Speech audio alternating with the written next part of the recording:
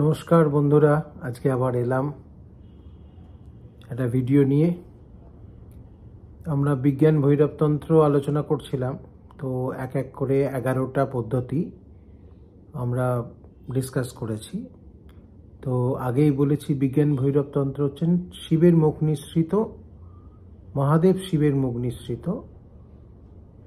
বাণী, এবং এটা উনি বলেছেন দেবী পার্বতীকে। পার্বতী ওনার থেকে একবার জানতে চেয়েছিলেন যে আত্মার স্বরূপ কি, তোমার স্বরূপ কি, এই মহাবিশ্ব কি কি কারণে তৈরি। তো এর উত্তরে উনি ডিরেক্ট উত্তর না দিয়ে উনি বিভিন্ন রকম প্রয়োগের কথা বলেন, যে প্রয়োগগুলো করলে সেটা জানতে পারে, যে অজ্ঞেয় তাকে কিছুটা জানতে পারা যায়। তো এটার আর একটা জিনিসও বোঝায় যে প্রকৃত জ্ঞান বলতে আমরা যা বোঝাই সেটা কিন্তু এক্সপিরিয়েন্সিয়াল, অর্থাৎ কোনো কিছু পড়ে, ধরুন কেউ বেদ পড়লো, ধরুন কেউ কোনো শাস্ত্রগ্রন্থ পড়লো, তো সেই জ্ঞানের বিশেষ কোনো মানে নেই। কারণ কি হয়, যিনি নিজে অনুধাবন করে, নিজে এক্সপিরিয়েন্স করে তার মুখ থেকে যখন নিঃসৃত হয় কথাটা তখন পরমাত্মার কথা তার মুখ দিয়ে আসছে। আর কেউ যদি পড়ে, ধরুন 5টা জায়গা পড়ে বললো, সেটা তার নিজস্ব এক্সপিরিয়েন্স নয়। সেক্ষেত্রে দেখা যায় যে সেই কথাটার প্রথম কথা হচ্ছে যে ধার করা একটা কথা হয়ে যায়, কারণ নিজের এক্সপিরিয়েন্স নেই। আর একটা হচ্ছে সেই কথার যে পোটেন্সি, যাকে বলে কথার যে পাওয়ার, সেই পাওয়ারটাও কমে যায়। দেখেন, যদি স্বয়ং যীশুখ্রিস্ট যখন উনি নিজের কথাগুলো বলেছিলেন, তখন কথাগুলো জ্বলন্ত ছিল, যে কারণে সেটা প্রচুর মানুষের ঘুম কেড়ে নিয়েছিল, এবং সেই জন্যই কিন্তু তারা তাকে শাস্তি দেওয়ার জন্য একটা নির্দোষ অসাধারণ সুন্দর মানুষকে তারা কিন্তু শুলে চড়িয়েছিল। তো কিন্তু আপনি যদি বলেন খ্রিস্টান যারা মিশনারিজ রয়েছেন, পাদ্রী রয়েছেন, তারা প্রত্যেক দিনই চার্চে বলতে গেলে সারমনেতে সেই কথাগুলো বলেন, কিন্তু না তার বিরাট কোনো ট্রান্সফরমেশন হচ্ছে, না তাদের কেউ প্রতিবাদ জানাচ্ছে, না তাদের কেউ শুলে চড়াতে যাচ্ছে, কিছুই হচ্ছে না। কারণ কথাগুলো মৃত, তাদের গলা থেকে যখন আর বেরোচ্ছে কথাগুলোর মধ্যে পাওয়ারটা চলে যাচ্ছে। কারণ সেটা তাদের, তো তারা হয়তো ট্রেনিং পেয়েছেন, তারা হচ্ছে অত্যন্ত পণ্ডিত বলতে যা বোঝায় সেই রকম, এবং তারা নিষ্ঠা ভরে তারা হচ্ছেন মানে পদাঙ্ক অনুসরণ করছে। কিন্তু এর মধ্যে কেউ হয়তো দেখা গেল যে দেখবেন যে বিরাট মানে প্রভাবশালী নেতা হয়ে যান, মানে বলতে গেলে তার কথাতে বিরাট ট্রান্সফরমেশন ঘটে, ট্রান্সফরমেটিভ পাওয়ার আসে। তখন বুঝতে হবে যে তারও সেই অভিজ্ঞতা হয়েছে, তারও সেই এক্সপিরিয়েন্স হয়েছে। তো এটা যা হোক, মানে শিব এটাই বলতে চেয়েছেন যে মানে কোনো কথার উত্তরের বিশেষ কোনো মূল্য নেই। সুতরাং এই প্রয়োগগুলো করলে নিজেরাই বুঝতে পারা যায় যে কি উত্তর, কি প্রশ্নই থাকে না, প্র্যাকটিক্যালি এক্সপিরিয়েন্সই সব কিছু। তো সেই জন্যই প্রয়োগগুলো করা প্রয়োজন। তো আজকে আমরা যেটা আলোচনা করব 12 নম্বর দ্বাদশ প্রয়োগ নিয়ে। তো আগেই আমরা বলেছি 9টা শ্বাসভিত্তিক পদ্ধতি আলোচনা করেছি। পরবর্তী 3টে টেকনিক ছিল রিল্যাক্সেশন টেকনিক, অর্থাৎ একটা মানুষ তার নিজের সেন্টারে কি করে চলে আসবে, সেন্টারে থাকলে সে রিল্যাক্স থাকবে। তো মানে যাকে বলে হচ্ছে যে বাইরের ঘটনা তাকে আর প্রভাবিত করবে না। তো সেইটাও কম নয়, বিরাট বড় একটা জিনিস। তো তৃতীয় পদ্ধতি আজকে যেটা আলোচনা করব সেটা হচ্ছে মানে শিবের কথাতে মহাদেব বলছেন যে হে প্রিয়ে, তুমি এমনভাবে থাকো যাতে করে ভারহীন হয়ে যাও। ইংরেজিতে তর্জমা করলে হয় বিকাম ওয়েটলেস। তো এটা একটা অদ্ভুত টেকনিক। বিকাম ওয়েটলেস মানে হঠাৎ করে একটা মানুষ, তার দেহের একটা ওজন আছে, তো সেটা কী করে ওয়েটলেস হয়ে যাবে।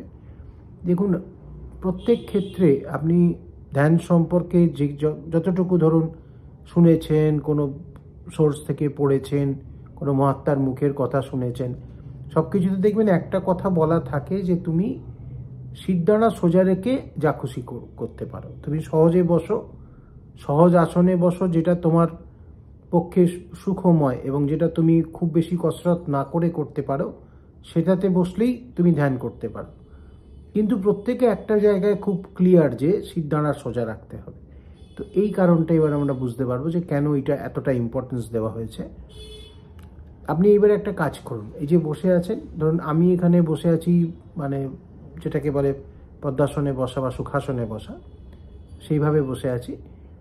আপনারা যেখানে আছেন, যে যদি চেয়ারে থাকেন, এতে থাকেন, একটা কাজ করুন যে বসে একটুখানি এদিক ওদিক এরকম করে হেলুন, হেলে আস্তে আস্তে আস্তে আস্তে স্থির হয়ে যান। এমনভাবে স্থির হন যাতে করে আপনার শিরদাঁড়াটা কিন্তু একদম সোজা, কোনো রকম চাপ নয়, কোনো রকম দেয়ালে ঠেসান নয়, কোনো রকম সামনের দিকে ঝুঁকে গিয়ে নয়, সোজা।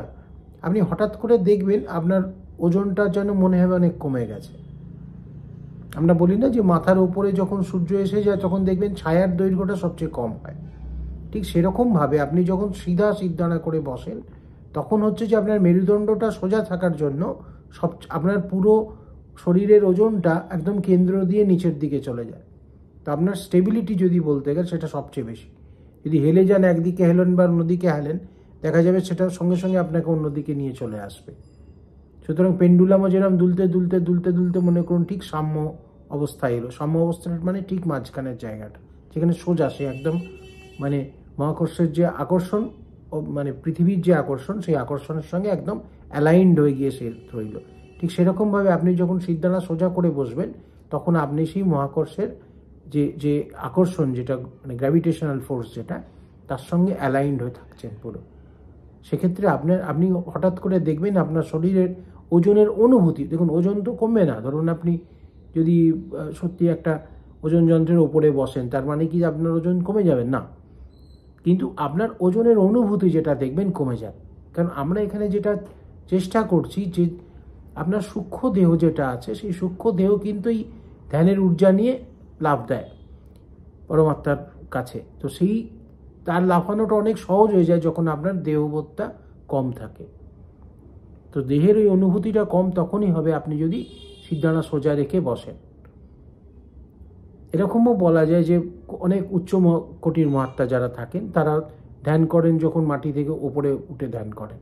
সেটা সম্ভবত এইটারই একটা এক্সটেন্ডেড জিনিস যে তাদের ক্ষেত্রে তাদের এই সূক্ষ্ম শরীরের যে ক্ষমতাটা সেটা এতটাই বেশি হয়ে যায় যে পরমাত্মার দিকে ওঠে, তখন দেহ তখন সেই টানেতে ওপরের দিকে উঠে যায়।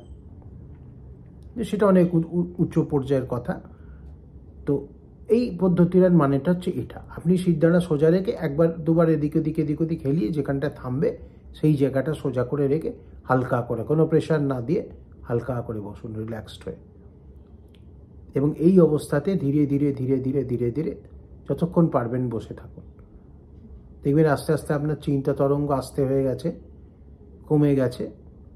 প্রথমে থাকবে তো মনে হবে যে একদম মানে কি বলবো, ভরা মানে রাস্তা, পরপর গাড়ি যাচ্ছে।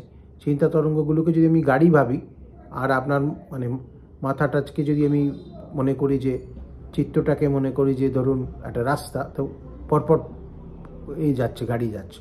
কিন্তু এইভাবে বসে থাকার পরে দেখুন আস্তে আস্তে আস্তে আস্তে আস্তে আস্তে দেখবেন সেই রাস্তাটা যেন অনেকটা ফাঁকা দেখা যাচ্ছে। একটা গাড়ির পর একটা গাড়ি আসতে অনেকক্ষণ সময় নিচ্ছে।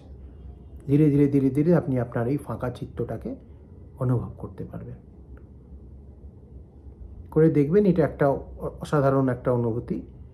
আপনি দেখবেন আপনি সেন্টার, এবং আপনার শরীরও যেহেতু আপনি মানে দুলিয়ে দুলিয়ে একটা জায়গাতে এসে থেমে গেছেন, আপনার মনে হবে যেন একটা এই যে আপনার বাইরে যে ধরুন এই রয়েছে না, যে বাতাস রয়েছে, যেটা রয়েছে তার মধ্যে যেন আপনি ফিট করে গেছেন। সেই জন্যই জিনিসটা দেখবেন যে খুব মানে একটা স্টেবল জায়গা, ফরমেশন। আপনি আর নড়বেন না, সিধা রয়েছে একদম, দেখবেন এদিক ওদিক দেখবেন না। তো এইটা একটা খুব সুন্দর সেন্টারিং টেকনিক, অত্যন্ত সহজ। আপনি যে কোনো জায়গায় বসে শিরদাঁড়াটাকে সোজা রেখে একটুখানি এদিক ওদিক দুলে স্থির হয়ে গেলেন। স্থির অবস্থাতে আপনি যতক্ষণ খুশি বসে রইলেন। আর কোনো রকম ইনস্ট্রাকশন নেই যে এটা ভাববেন ওটা ভাববেন, শ্বাসের দিকে নজর দেবেন, কিছু দরকার নেই। আপনি শুধুমাত্র এরকমভাবে বসে থাকবেন। থাকতেই দেখবেন আপনি আস্তে আস্তে আস্তে আস্তে হতে পারে আপনি একদম নিস্তব্ধ হয়ে গেল, এবং নিস্তব্ধতার মধ্যে হয়তো আপনি দেখবেন সেই অনাদি শব্দ শুনতে পেলেন। তো এটা একটা অত্যন্ত সহজ প্রয়োগ। আমাদের রিল্যাক্সেশন টেকনিক এই 3টের সঙ্গে সঙ্গে শেষ হলো। পরের দিন আবার আমরা অন্য একটা পদ্ধতি, অন্য ধরনের পদ্ধতি নিয়ে আলোচনা করব। ভালো থাকবেন, চেষ্টা করবেন। হর হর মহাদেব।